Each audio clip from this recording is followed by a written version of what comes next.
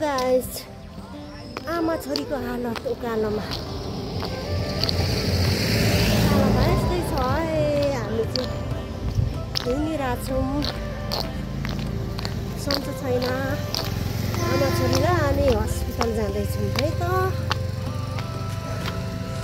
मेरो छोरी सुत्यो, मेरो चनभरि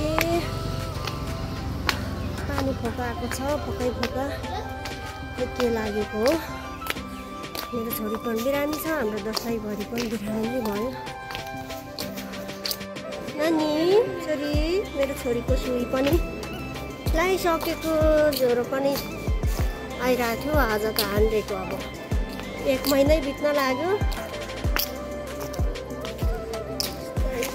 हामी हस्पिटल धाउँदा है, हस्पिटल धारै मम्मी बुढी हुने भए नानी।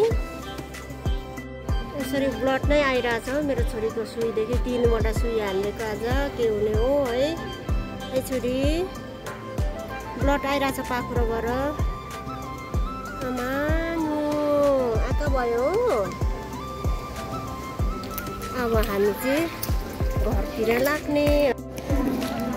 घाम पनि लागिरहेछ बेसरी है, गर्मीले। हाँसिदेऊ न छोरी।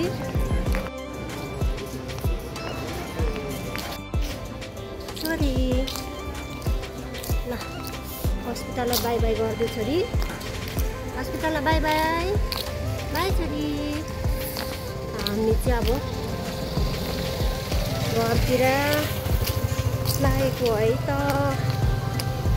मेरो नानी एकतर्फको रोएर पनि सक्यो।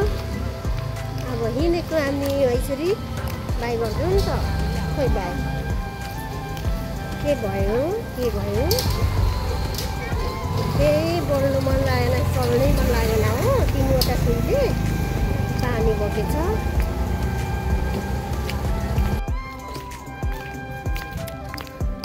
अब चाहिँ हामी घरतिर लागेको। हस्पिटललाई चाहिँ बाई बाई है।